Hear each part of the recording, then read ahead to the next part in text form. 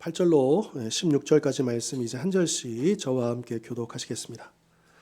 여호와의 말씀이 엘리야에게 임하여 이르시되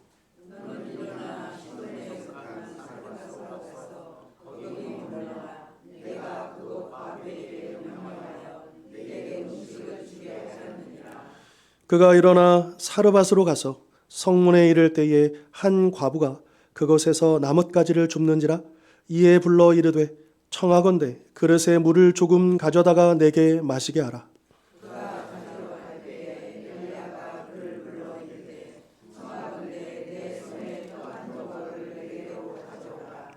그가 이르되 당신의 하나님 여호와께서 살아계심을 두고 맹세하노니 나는 떡이 없고 다만 통에 가루 한 웅큼과 병에 기름 조금뿐이라. 내가 나뭇가지 둘을 주워다가 나와 내 아들을 위하여 음식을 만들어 먹고 그 후에는 죽으리라. 엘리야가 그에게 이르되 두려워하지 말고 가서 내 말을 대화하려니와 먼저 그것으로 나를 위하여 작은 떡병대를 만들어 내게로 가져오고 그 후에 너와 내 아들을 위하여 만들라. 이스라엘의 하나님 여호와의 말씀이 나 여호와가 비를 지면에 내리는 날까지 그 통의 가루가 떨어지지 아니하고 그 병의 기름이 없어지지 아니하리라 하셨느니라. 그가 가서 엘리야의 말대로 하였더니 그와 엘리야와 그의 식구가 여러 날 먹었으나. 같이 읽겠습니다. 여호와께서 엘리야를 통하여 하신 말씀같이 통의 가루가 떨어지지 아니하고 병의 기름이 없어지지 아니하니라. 아멘. 자, 우리가 이 열왕기, 여러분 열왕기 하면 이제 열하면 열거하다, 나열하다 이런 뜻이잖아요. 왕들을 나열하다 이런 이제 문자적인 의미가 있죠. 그래서 이 열왕기는 왕들의 이야기입니다. 그런데 자세히 보면요, 이 왕들 이야기에 못지않게 누구의 이야기냐면 선지자들의 이야기라는 걸 알 수 있어요. 그래서 이 왕들이 주가 될 것 같지만 그러나 사실 대부분의 왕들, 이 열왕기 상하에 나오는 왕들은요, 하나님 보실 때 다 땡이에요. 다 미치지 못해요.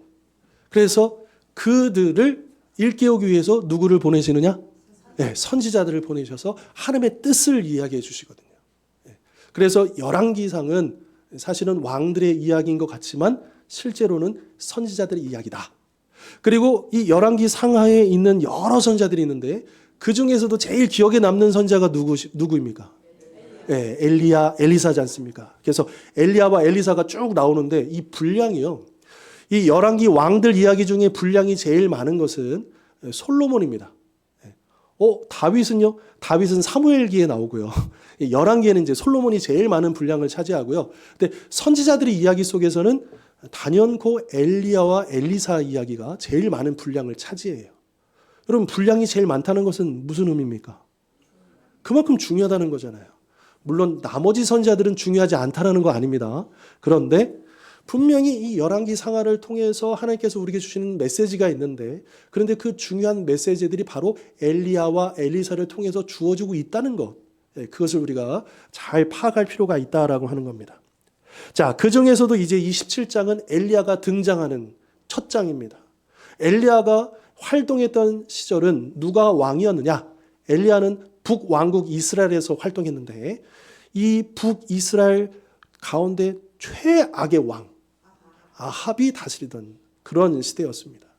그리고 아합의 짝꿍 누구죠? 이세벨. 그 이스라엘 사람이 아닙니다. 북쪽에 보면 시돈이라는, 오늘 과부가 나오는데 그 과부가 살았던 곳이 사르밧이잖아요. 바로 그 사르밧이 시돈에 속한 마을입니다. 지역입니다. 그러니까 그 시돈의 엣발이라고 하는 왕이면서 제사장인, 그러니까 고대 사회에서는 종교 지도자, 정치 지도자가 하나일 경우가 많습니다. 물론 이스라엘은 하나님께서 분리해 주셨지만, 제사장들과 왕들을 분리해 놓으셨지만, 다른 주변 국가들은 강력한 왕이 또 제사장도 겸하고 있습니다. 그래서 이 시돈의 왕도 엣발도 이 바할 우상의 제사장이자 강력한 왕이죠. 그의 딸인 이세벨이 시집을 왔는데 이 이세벨 때문에 가뜩이나 이 북왕국은 이 여로보암 1세, 여로보암 때부터 이제 금송아지 우상을 섬기고 있었잖아요. 근데 거기다 플러스 뭐가 들어오냐? 바알 신앙이 들어오는 거예요. 그래서 이 이세벨이 굉장히 강력했던 힘을 발휘했던 것 같습니다. 그래서 이 아합을 설득했든 뭐 했든 간에 이제 이 이세벨이 온 나라에 이스라엘에 곳곳에 제단을 세우고 심지어 북이스라엘에서는 이게 여호와의 제단이라고 말할 수 있는 그 단과 또 베델에 보면 그 금송아지를 세웠잖아요.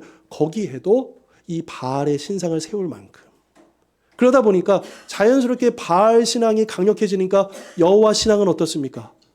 핍박을 받는 거죠. 점점 축소되는 거죠. 이런 상황에서 엘리야가 왜 활동하느냐? 주 사역이 뭐냐? 맞서 싸우라는 거예요. 그러니까 지금 바알 신앙과 여호와 신앙이 부딪히는 이 가운데 엘리야는 지금 여호와 신앙의 대표자로 서고 아합과 이세벨은 바알 신앙의 대표자가 돼서 싸우는 거예요. 물론 이제 물리적으로 치고받고 싸우는 게 아니고 영적인 싸움인 것이죠. 그래서 이 싸움 가운데 엘리야가 딱 등장하는데 우리 읽지 않았지만 17장 1절에 보면 엘리야가 등장하자마자 첫 번째 선포하는 메시지가 뭐냐? 그것이 뭐냐 하면 1절에 보시면 수년 동안 비도 이슬도 있지 아니하리라. 그럼 왜 엘리야가 등장하자마자 첫 번째로 왜 비가 내리지 않을 것이라고 했을까? 이유가 있습니다. 왜냐? 지금 이 바알 신앙하고 여호와 신앙의 대결이라고 했잖아요. 그러니까 이 바알 신앙, 그들이 섬기는 바알이라는 우상은요, 무슨 신이냐? 바람의 신이요, 비의 신입니다. 그래서 이 가나안 땅에 농사를 짓는데 바람과 비가 너무 중요하잖아요. 그러니까 이스라엘 사람들도 그것을 받아들여서 이건 단지 종교, 신앙적으로만 받아들인 게 아니고요. 그 바알을 섬김으로써 농사가 잘 되고 잘 먹고 잘 살기 위해서 그 우상을 받아들인 것이라고 볼 수 있는 것이죠. 그런데 하나님께서 엘리야를 딱 보내셔서 첫 번째 메시지가 뭐냐 하면 바알 아무것도 아니야.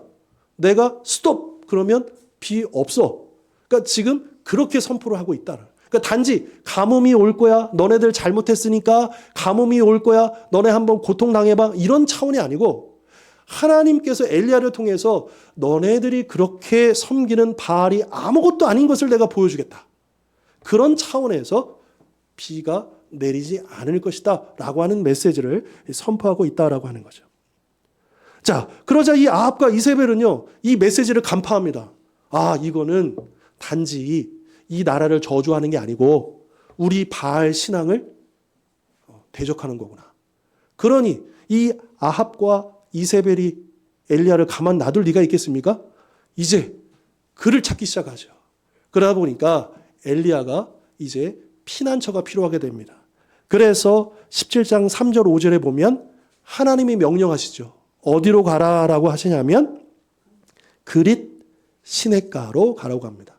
자, 일단은 가뭄이 선포됐기 때문에 이제 물이 당장 없어지는 건 아니지만 이제 점점 물이 없어질 거예요. 그래서 일정한 기간 동안에 하나님께서 이 엘리야를 숨기시는데 그 시냇가로 숨기시고, 그런데 얼마 후 정확하게 어느 정도인지는 모르지만 근데 하나님께서 그 가뭄을 선포하신 다음에 이제 급속도로 그 온 나라에 물이 사라졌을 것입니다. 그 가운데 이제 시냇가도 마르게 되니까 더 이상 거기 있을 수가 없잖아요. 그래서 다시 명령을 내리시고 8절로 10절의 말씀처럼 이제 어느 한 지역으로 가라고 하는데 참 아이러니하게 어디로 가라고 하냐면 시돈에 속한 사르밧. 이 시돈이 어떤 곳이냐? 아까 말씀드렸잖아요. 바알 신앙의 본산지예요. 그러니까 호랑이 굴로 들어가는 거예요. 그 바알 신앙의 본산지. 여러분 참 아이러니하게 이 이스라엘 땅은 하나님이 다스리는 땅이어야 되고 여호와의 신앙이 있어야 되는 곳인데 지금 엘리야는 나중에도 보면 엘리야가 저만 혼자 남았습니다. 외롭게 사역했잖아요. 그러니까 역설적으로 여호와 신앙이 넘쳐날 곳에 바알 신앙에 물들이고 정말 이 엘리야가 홀로 사역을 했던 그런 어려움인데 이제는 아예 바알 신앙의 본거지로 들어가라 이렇게 말씀을 하고 있다라고 하는 거죠. 자, 그런데 놀랍게도 그곳에 누가 있다라는 거예요. 누가 있느냐? 한 과부가 있는데 그 과부가 이 바알 신앙의 한복판에 여호와의 신앙을 가지고 있었다라는 거예요. 그 사람에게로 예비하신 그 사람에게로 이 엘리야를 보내고 계시다라고 하는 거죠. 그리고 9절 말씀 한번 보시면요. 너는 일어나 시돈에 속한 사르밧으로 가서 거기 머물라. 내가 그곳 과부에게 이미 명령했다는 거예요. 어떤 방식인지는 모르지만 하나님께서 이 과부에게 이미 말씀하셨어요. 내가 엘리야라는 사람을 보낼 테니까 그 사람을 영접해서 그를 복양해라. 그렇게 이미 명령을 내리셨다라고 하는 거죠. 자, 그런데 우리가 잘 알다시피 이 여인은 과부잖아요. 어린 아들 하나 있잖아요. 그럼 지금도요, 풍요롭고 자유로운 이 시대에도 한 여인이 어린아이 하나를 데리고 살아가기가 어때요? 어렵잖아요. 그렇죠? 그런데 이 수천 년 전에 이 시대에, 고대 시대에 이 시대에 이 여인의 삶이 어떻겠습니까? 너무너무 비참하고 힘들었지 않겠습니까? 그렇게 살아가는 그 여인을 하나님께서는 준비하셨다라고 하는 겁니다. 여러분, 이 여인이 어떻게 힘들게 살았을까를 엿볼 수 있는 장면이 룻기에 나옵니다. 여러분, 룻기에도 이 룻도 이방 여인이자 과부잖아요. 근데 그 과부로서 이스라엘 땅의 시어머니를 따라와서 할 수 있는 일이 거의 없고 유일하게 할 수 있는 일이 뭐였어요? 그렇죠. 그러니까 추수도 아니에요. 그냥 눈치 보고 있다가 추수할 일꾼들이 떨어뜨리는 그 이삭, 그 줍는 일이 겨우겨우. 그러니까 진짜 입에 풀칠할 수 있는 겨우겨우 그게 과부로서 할 수 있는 유일한 일인 거예요. 근데 여러분, 지금 가뭄이잖아요. 농사가 됩니까? 안 됩니까? 추수가 됩니까? 안 됩니까? 이삭 줍기? 안 됩니다. 그러니까 이 당시에 이 여인이 그 삶이 얼마나 힘들었을지 짐작이 되죠. 어렵다 하는데 그래도 여러분 우리가 굶지는 않잖아요. 이 시대가요. 네. 그런데 또 그럼에도 불구하고 뭐 지난번 코로나 때도 어렵다. 또 요즘은 뭐라고 합니까? 야, 코로나 때보다도 더 어렵다. 제가 뉴스를 보면 안 어렵다고 한 적은 없었던 것 같아요. 매번 어렵다고 그래요. 근데 정말 요즘은 진짜 많이 어려운 것 같습니다. 자영업자들의 폐업도 많이 늘어나고 뭐 이것이 이제 국내적인 문제만 있는 게 아니고 국제적인 관계나 뭐 모든 이전 밸류 체인이 깨지면서 중국과 미국의 대결 속에서 여러 가지가 너무너무 힘들어진 거잖아요. 그러면서도 우리 국내적인 여러 요소까지 맞물려 가지고 이제 설상가상으로 지금 참 많이 어렵습니다. 그런 상황에 처해 있는 거예요, 이 여인이요. 자, 이런 상황에서 엘리야가 사르밧에 가는데 거기서 머물러라 하셨잖아요. 이 말은 그냥 한 끼 식사, 하루 식사를 얻으라는 게 아니죠. 비가 그칠 때까지 계속해서 그 여인의 집에 머물라는 거예요. 그 여인의 집에서 봉양을 받으라는 거예요. 그럼 이게 상식에 맞는 일입니까? 이왕 보내실 거 좀 넉넉한 집으로 그게 감당할 수 있는 집으로 보내야 되는 거 아니에요? 그죠? 그런데 하나님께서 지금 그렇게 하고 계시다라고 하는 거예요. 자, 10절 보시면요. 엘리야가 사르밧에 도착합니다. 이 엘리야가 있었던 그 시냇가에서 이 시돈까지는 옆 동네가 아니에요. 꽤 멉니다. 한참을 가야 되는 거예요. 그런데 도착하자마자 마침 누구를 보냐 하면 나뭇가지를 줍고 있는 이 여인을 만납니다. 그리고 그 여인에게 뭘 요청하죠? 네, 물을 좀 가져다 달라라고 얘기하죠. 참고로 여러분 우리 한글 개역 성경은 마치 좀 명령하듯이 돼 있어요. 가져오라. 네, 또 가져오라. 이런 식으로 물을 좀 가져오라. 떡을 좀 가져오라 이렇게 돼 있잖아요. 원문에는요. please라고 돼 있어요. 네. 여러분 엘리야가 그런 사람이 아닙니다. 엘리야라고 해서 선지자니까 막 여기는 이스라엘 땅이 아니에요. 이방 땅이에요. 이 사람이 선지자인지 아닌지 아무도 몰라요. 외지인이에요. 근데 그 여인에게 가져와 이렇게 이런 주장을 하는 게 아니고요. 예. 물론 이제 청하건대라는 표현을 썼지만 이제 한글로만 읽으면 약간 좀 엘리야가 분위기 파악 못하고 물 좀 가져오시오. 뭐 이런 식으로 물 좀 있다면 좀 가져다 주시겠습니까? 플리즈 했다라고 하는 거죠. 그러면 이 플리즈라는 이 단어를 보니까 제가 생각나는 본문이 있습니다. 제가 예전에도 말씀드렸지만 하나님이 아브라함에게 누구를 바치라고 하죠? 이삭을 바치라고 하잖아요. 그러니까 한글 성경 읽어보셔요. 그러면 분명히 하나님이 명령하는 것처럼 들려요. 그렇게 읽혀요. 한글 번역은. 근데 원문에 보니까 히브리어 원문에 보니까 너의 아들을 바쳐다오. 플리즈가 들어있습니다. 우리 하나님은 그런 분이십니다. 우리 하나님은 높고 높은 분이시고 전능하신 분이니까 우리에게 너 이거 해 저거 해 이런 식으로 하시는 분이 아닙니다. 우리 하나님은 우리를 인격적으로 대우하시고 우리를 존중하시고 그러면서 아브라함에게 그 눈에도 아깝지 않을 만한 전부인 그 아들을 바쳐 이게 아닙니다. 바쳐다 이렇게 말씀하신 거죠. 하나님의 사람 엘리야도 지금 그렇게 물을 요청하고 있습니다. 자, 그런데 11절 보니까 이 가뭄 중에 물도 참 귀한 건데 또 정말 엘리야가 뭐라고 하냐면 떡 한 조각이라도 좋으니까 함께 물과 함께 그 빡 한 조각이라도 가져다 달라라고 부탁하고 있는 거죠. 자, 그런데 이때 사르밧 가부는 엘리야 처음 봤겠죠? 근데 자기에게 물과 떡을 요청하는 걸 보면서 알았을 거예요. 아, 이 사람이 지난번에 하나님께서 나에게 말씀하신 엘리야구나. 알았을 거예요. 그래서 이제 이 엘리야를 향해서 12절에 그래서 이렇게 얘기하는 거예요. 당신의 하나님 여호와께서 살아계심을 두고 맹세하노니. 그러니까 엘리야가 하나님의 사람이라는 거를 금방 눈치챈 거죠. 그런데 참고로 여기에 보면 이 여인이 나의 하나님이라고 안 하고 당신의 하나님이라고 하면 이렇게 오해하시는 경우가 있더라고요. 그러면 이 여인은 나의 하나님으로 모시고 있는 게 아닌가? 그런데 이런 게 종종 나와요. 당신의 하나님. 이거는 무슨 의미냐 하면 나의 하나님이 아니고 당신의 하나님이다라는 의미가 아니에요. 이 표현은 존중하는 거예요.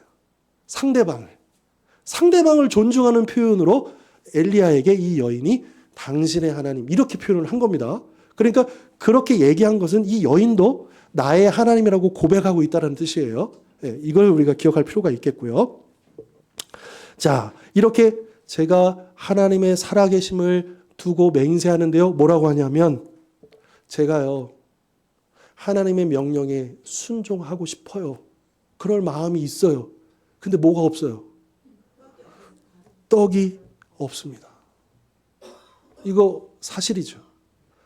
있는 그대로 이 여인이 지금 매정하게 저 떡 없어요 이렇게 얘기하는 게 아니에요. 엘리야요, 제가 하나님의 명령을 받았고 또 이거 압니다. 근데 제가 하고 싶어도요. 떡이 없는 거 어떻게 하죠? 제가 어떻게 하면 좋을까요? 그렇게 이야기를 하고 있는 거예요.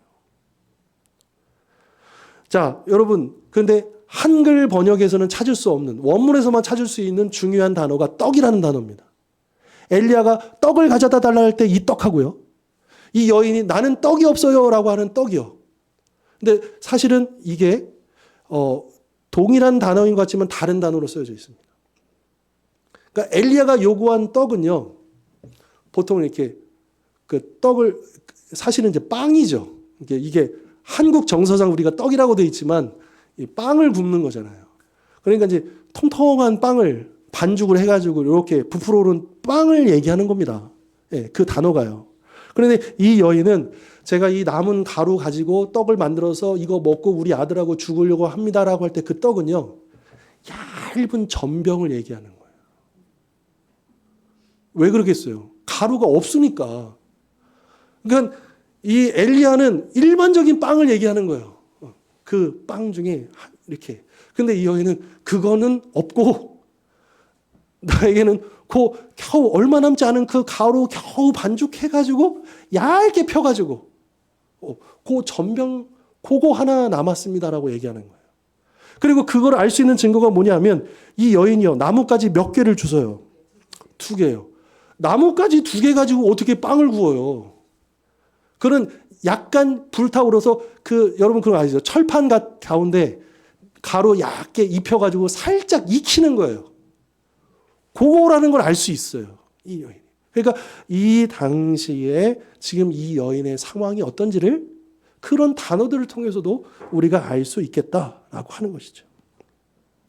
그래서 자신에게 남아있는 그 마지막 한 움큼의 그 가루로 떡, 전병을 겨우 구워가지고 아이와 함께 죽으리라 라고 하는 이 대답은 그동안에 이 과부가 얼마나 굶주렸는가, 얼마나 절망적인 상황에 있었는지를 알 수가 있죠.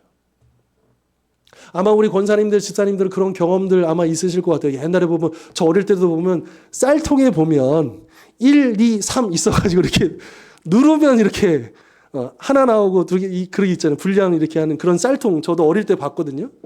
그리고 지금처럼 이렇게 푸대로 안 사잖아요. 쌀집에 가면 저도 심부름 가면 이렇게 대로 이렇게 해가지고 이렇게 해서 싸갖고 오잖아요. 그걸로 밥하잖아요. 그러니까 그런 시절 생각나시죠? 예. 그렇게 어렵게.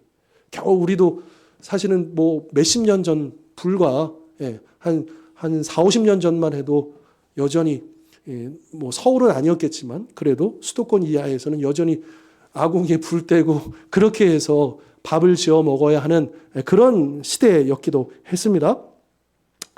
자, 이 과부는요, 이 바알 신앙의 본산지 이곳에서 살면서도 여호와 신앙을 가지고 있었던 참 귀하고 놀라운 믿음의 사람이었습니다. 그렇죠? 자, 그런데 그럼에도 불구하고 이 여인에게 있어서 감당할 수 없는 이 어려운 현실에 절망하는 상태였다라고 하는 거예요. 그래서 아들과 함께 이제 이거 먹고 이제 나는 죽는구나. 그렇게 작정한 마음을 먹고 있었던 상태였다라고 하는 거죠. 그런 여인에게 엘리야가 이게 눈치가 있는 건지 없는 건지 이거 먹고 이제 우리는 끝이라고 하는데 그거 그래 너 말대로 구워 그리고 그거를 나에게로 가져와 얘기하는 거예요. 그걸 나에게로 주십시오. 이거 얼마나 가혹한 요청입니까? 그러면 왜 하나님은 이 연약한 이 과부에게 이 가난한 이 과부에게 가난도 아니에요. 이거는 정말 죽음 일보 직전인 이 여인에게 엘리야를 봉양하라 명령하셨을까요? 사실 오늘 우리들도요 이러한 현실에 놓일 때가 있습니다. 물론 이 여인처럼 굶어 죽기 일보 직전은 아닐지라도 무거운 삶의 짐으로 인해서 슬퍼하고 절망하고 지칠 때가 있다라고 하는 거죠.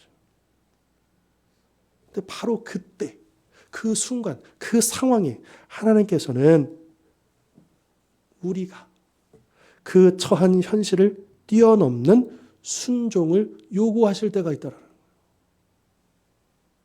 하나님 제가 그걸 어떻게 합니까? 하고 싶어도 없어요. 못해요. 그런 상황이 우리에게 있을 때 하나님은 그것을 요구하신다는 거예요. 그렇게 말씀하신다는 거예요. 그때 우리의 마음은 어떨까요? 아마도 사르밧 과부의 심정도 그런 우리의 마음과 다르지 않았을 것입니다. 그리고 아마도 엘리야의 그 요청을 받고서 이 여인이 그래도 이 마지막 남은 거 드릴 수 있잖아요. 근데 주저되죠. 왜요? 아들이 있잖아요. 자기는 그렇다 쳐도 이 아들 마지막이라도 한번 먹이고 마지막이 싶은데 하나님은 그 마지막까지라도 가져오라고 하시니 고민이 아니 될 수가 없는 거죠. 그런 고민이 되는 거예요. 이 여인은요. 그러자 주저하고 있는 엘리야가 왜 모르겠습니까? 주저하고 있는 그 여인을 향해서 13절 뭐라고 하느냐? 두려워하지 말라. 여러분 엘리야가 왜 이런 얘기할 수 있었을까요?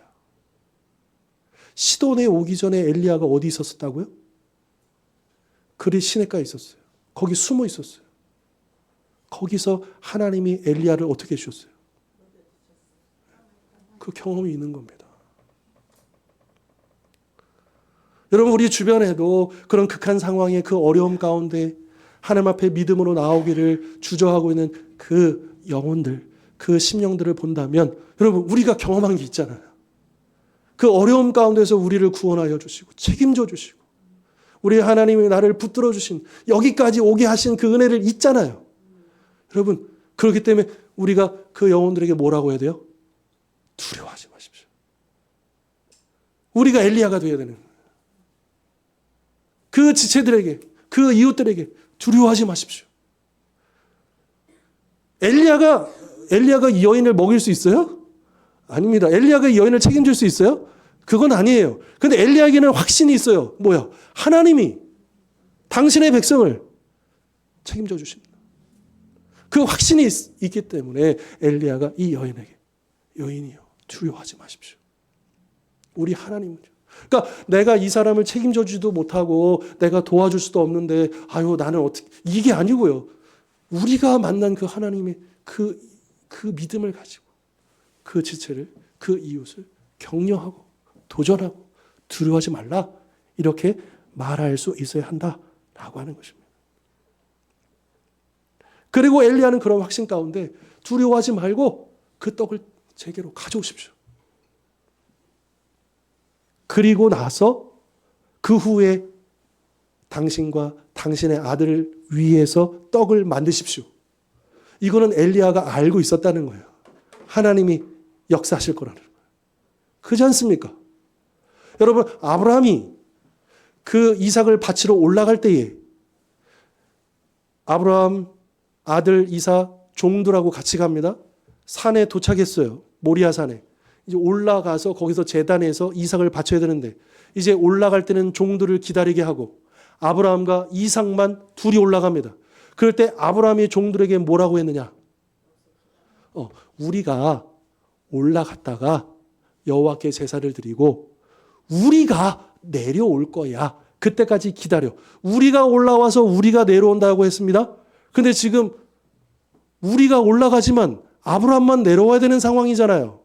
그런데 아브라함이 우리가 올라왔다가 우리가 내려올 거라고 얘기했다는 것은 아브라함에게 믿음이 있었다는 거예요. 무슨 믿음? 이 이삭이 죽을지라도 그 죽은 이삭을 살려주실 부활의 믿음이 있었다는 겁니다. 이게 히브리서가 아브라함에게 설명하는 거예요. 히브리서가 우리에게 말해주는 거예요. 아브라함에게 있었던 믿음은 부활의 믿음입니다. 죽은 자도 살리시는 우리와 똑같은 믿음이에요.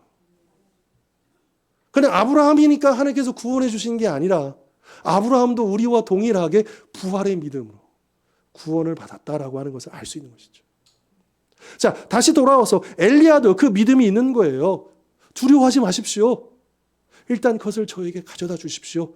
그리고 나서 그 떡을 만드십시오. 그러니까 이미 엘리야는 그걸 보고 있는 거예요. 하나님이 이 여인의 헌신과 그 순종을 통해서 어떻게 역사하실 것을 기대하고 있고 그것을 믿고 있다라고 하는 거죠. 그러니까 엘리야는 지금 이 상황을 무시하는 게 아니에요. 또 이 현실을 제대로 파악하고 있지 못한 게 아닙니다. 그 현실을 뛰어넘는 하나님의 역사를, 그 기적의 역사를 믿고 있었기 때문에 일반적인 상신의 눈으로 봤을 때는 가혹해 보이는 그러한 요청을 했다라고 하는 거죠. 하지만 과부는 아직 그 정도의 믿음은 아닙니다. 엘리야가 아니잖아요. 그죠? 이 여인은 엘리야는 아닙니다. 그래서 이 두려워하지 말라라는 말을 듣고도 여전히 주저했을 것입니다. 그래서 엘리야가 한마디를 더 붙이죠. 14절 보시면 하나님의 약속을 전합니다. 자기 말이 아니고 하나님의 약속의 말씀을 전했다는 거예요. 14절 보시면 이스라엘의 하나님 여호와의 말씀이 나 여호와가 비를 지면에 내리기까지 날까지 그 통의 가루가 떨어지지 아니하고 그 병의 기름이 없어지지 아니하리라. 드디어 과부가 믿음으로 화답합니다. 용기를 내어서 15절의 말씀처럼 엘리야 말대로 순종합니다. 여러분 믿음은 하나님의 말씀을 들음으로부터 나오는 거예요. 그냥 우리가 믿는 게 아닙니다. 하나님의 약속의 말씀이 우리에게 전해질 때, 선포될 때에, 그 말씀이 기억날 때에 그 말씀으로 인해서 우리의 믿음이 나오는 거예요.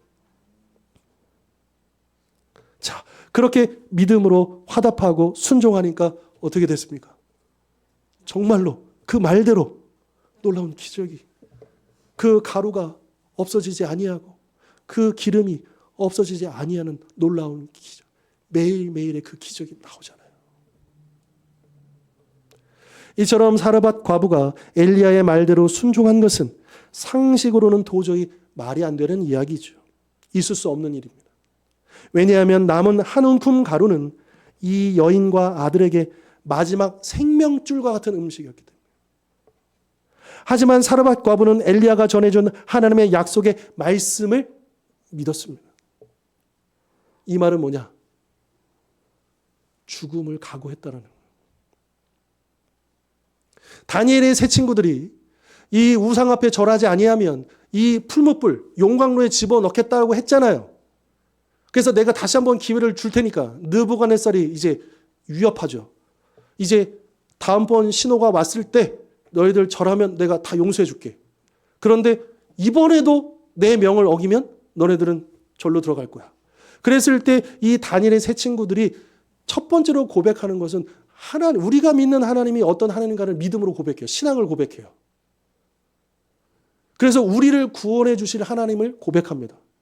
그런데 그리 아니하실지라도 우리는 절대로, 우리를 지금 이 풀무불 속에서 구원하여 주시지 않을지라도 우리는 절대로 절할 수 없습니다라고 하잖아요. 이건 뭐냐 하면 죽음을 각오한 거예요.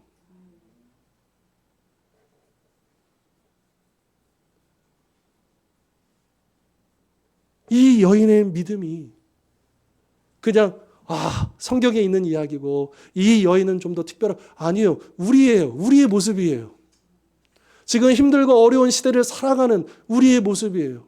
지극히 연약하고 부족하고 때로는 주저하고 또 그렇게 흔들리는 우리의 모습이에요. 그런데 이 여인이 하나님의 말씀을 엘리야를 통해서 계속 들으면서 그 믿음이 생겼고, 그리고 그 믿음에는 어떤 결단이 있었느냐? 죽음을 각오하는.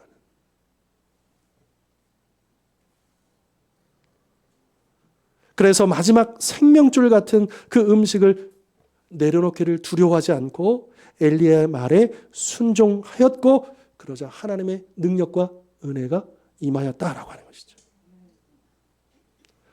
자, 원래 이 이야기 시작은요, 하나님이 엘리야를 보호하시는 이야기 같아 보였어요. 그래서 엘리야를 보호하시기 위해서 그리 시냇가에 숨기시고, 그리고 이 과부에게 보내시고, 어쨌든 엘리야를 지키셔서 이 시대에 계속해서 사역할 수 있도록 엘리야를 보호하시는 하나님의 이야기인가? 이렇게 보였어요. 그런데 결과를 볼 때에 사실은 엘리야도 엘리야지만 엘리야를 이 여인에게 보내신 이유는 이 과부와 아들을 살리시기 위해서다. 다시 말하면 현실에 비춰볼 때 가혹해 보였던 그 요청, 그 떡을 먼저 가져오라 라고 하는 그 요청이 사실은 가혹한 현실에서 과부와 아들을 구원해 주시기 위한 하나님의 은혜였다라고 하는 것입니다. 여러분, 우리 하나님은요, 단지 엘리야를 섬기기 위해서 엘리야를 보호하기 위한 도구가 아닙니다. 여러분, 우리가 하나님 앞에 헌신하고 주를 위해서 수고하는데 그러면 이제 다 됐다 버리시는 게 아니에요. 그저 도구로 취급하시는 게 아닙니다. 하나님이 우리에게 헌신을 요구하시고 가혹해 보이는 이 그 마지막까지도 요구하시는 것은 무엇이냐? 우리를 위함이에요. 우리에게 더 큰 은혜를 부어주시기 위함입니다. 우리가 하나님 앞에 쓰임받아서 탈진하고 쓰러지는 게 아닙니다. 손해보는 게 아닙니다. 그것으로 끝나는 게 아닙니다. 우리가 하나님 앞에 우리의 전부를 드리고 죽음을 각오하고 믿음으로 순종할 때 하나님은 그런 우리들을 당연하다 여기지 아니하시고, 물론 우리는요, 저희는 무익한 종이에요. 여러분, 종이요, 주인의 것을 먼저 섬겨드리고 그 주인이 식사 다 할 때까지 서 있는 게 종이지. 그러면서도 칭찬받습니까? 아닙니다. 종으로서 당연한 거예요. 우리는 그런 무익한 종이에요. 우리는 그렇게 생각해야 돼요. 하지만 우리 주인이신 하나님은 무익한 종처럼 여기는 우리를요, 그렇게 함부로 하시는 분이 아니라는 거예요. 왜 하나님은 말도 안 되는 상황에서 나에게 이것을 요구하실까? 내 건강이 지금 받쳐주지 않고, 내 재정이 받쳐주지 않고, 내 처한 상황이 지금 받쳐주지 않는데 왜 하나님은 나에게 이것을 요구하실까? 여러분, 분명한 것은 하나님께서 나를 구원하시기 위해서, 더 큰 능력과 은혜를 부어주시기 위해서라는 사실을 꼭 기억하시기를 바랍니다. 사실은요, 우리가 하나님께 드리고 희생해서 그분께 헌신하는 게 아닙니다. 여러분, 4살짜리 그 고사리 손 같은 그 아이가 아빠 주물러 주겠다고 이렇게 하면 시원해요, 그게? 안 시원해요. 하나도 안 시원해요.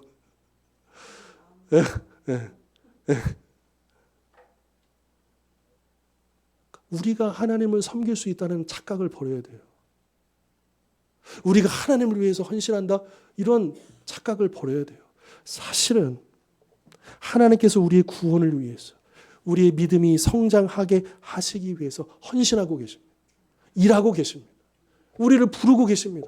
우리를 찾고 계십니다. 여러분, 이 여인을 생각해 보십시다. 아무도 도울 자가 없고요. 그 어린 아들 하나 들고 이 둘러싸이는 환경 가운데서 얼마나 힘겨워. 영적으로도 힘겨워요. 이 여호와의 신앙을 지키기도 힘들어요. 그리고 그 한복판에서 경제적으로도 너무나 힘들어요. 그곳에 하나님께서 엘리야를 보내셨다 그래요. 엘리야를 위해서 이 여인이 필요했던 게 아니고 이 여인을 위해서 하나님의 사자 엘리야를 보내셔서 그 말씀으로 그 여인의 믿음을 깨워주시고, 그리고 그 믿음을 가지고 하나님께로 나오게 함으로써 없어지지 아니하는, 끊어지지 아니하는, 계속해서 그 어두운 시대를 이겨낼 수 있는, 감당할 수 있는 그 은혜와 능력을 부어주셨다라고 하는 것이죠. 여러분, 믿음장이라고 불리는 히브리서 11장이요. 거기에 보면 수많은 믿음의 사람들이 나옵니다. 근데 그들의 면면을 보십시오. 그들은 다 우리의 상식과 경험에 머물러 있지 않습니다. 다 현실을 뛰어넘어서 하나님의 말씀에 믿음으로 순종한 사람들인 것이죠. 아브라함이 창세기 12장에 보면 부름을 받잖아요. 너의 본토 친척 아비집을 떠나라고 하잖아요. 이 당시는 부족 사회예요. 같이 뭉쳐 있어야 지금 살 수 있어요. 근데 거기서 떠나잖아요? 무슨 말이냐? 죽는 거예요. 다른 부족에 의해서 공격을 당하거나 위험한 상황인 거예요. 그냥 우리가 생각할 때는 이제 아브라함이 개척하는 정도였겠구나, 이렇게 생각할 수 있죠. 아닙니다. 아브라함도 죽음을 각오하고 떠난 거예요. 그리고 보이지도 않는 땅을 보고 하나님만 보고 나선 거예요. 믿음으로 나왔다 이거예요.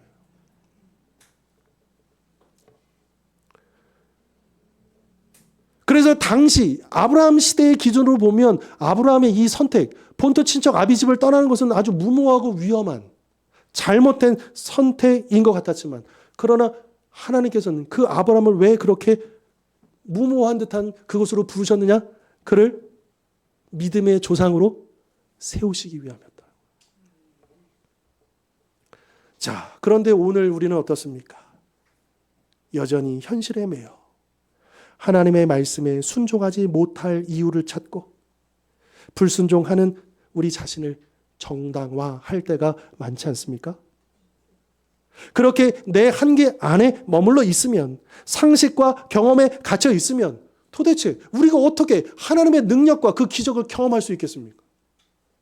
믿음을 좀 사용해 봐야, 믿음으로 도전을 해봐야, 믿음으로 그 현실을 뛰어넘어 봐야 하나님이 어떻게 역사하신지를 우리가 볼 수 있지 않겠습니까? 그냥 그 자리에 가만히 있다고 한다면, 그냥 내가 할 수 있는 일만 하고 내 형편에 맞는 일만 한다면 도대체 하나님의 기적과 능력을 어떻게 우리가 경험할 수 있겠는가라고 하는 거죠. 순종이 없다면 기적도 없습니다. 왜냐하면 기적은 순종을 통해서 나타나기 때문이죠. 그래서 믿음은 모험과 비슷한 것입니다. 직접 부딪혀 보고 해보지 않으면 모르는 것입니다. 그러나 우리가 말씀에 순종하면 그 역사가 나타난다라고 하는 것이죠. 부동산 중개업자들이 이런 말을 한다고 해요. 집이 없는 게 아니라 뭐가 없는 거예요? 돈이요. 많은 사람들이 집을 찾잖아요. 그런데 다 그 사람마다 자기 예산이라는 게 있잖아요. 그래서 그 예산에 맞춰서 집을 찾으려 보니까 집이 있어요, 없어요? 내 예산에 맞는 집은 없어요. 근데 실제로는 집이 있어요, 없어요? 집이 많죠. 다만 그 집을 구할 돈이 없는 겁니다. 이게 사실입니다. 그렇죠? 우리의 믿음도 마찬가지라는 거예요. 우리 현실 앞에 놓여 있는 그 문제들이 한없이 커 보이지만 실제로는 그 문제가 진짜 큰 게 아니고 그것을 뛰어넘을 뭐가 없는 거예요? 믿음이 없는 것이다. 믿음이 부족한 것이다. 우리는 자꾸만 현실만 봅니다. 그러나 우리 하나님은 그 현실 너머를 보고 계십니다. 그리고 우리에게 당신과 함께 그 현실 한번 뛰어넘어 볼래? 나와 같이 한번 나아가 볼래? 도전해 볼래? 우리에게 말씀하고 있습니다. 그러므로 어떤 현실 앞에서도 두려워하지 말고 하나님의 약속을 굳게 믿음으로 현실을 뛰어넘어 순종함으로써 이 세상을 이기고 하나님의 능력과 기적을 날마다 경험하며 살아가는 우리 모든 성도님들 되실 수 있기를 주님의 이름으로 축원합니다. 네, 기도하겠습니다.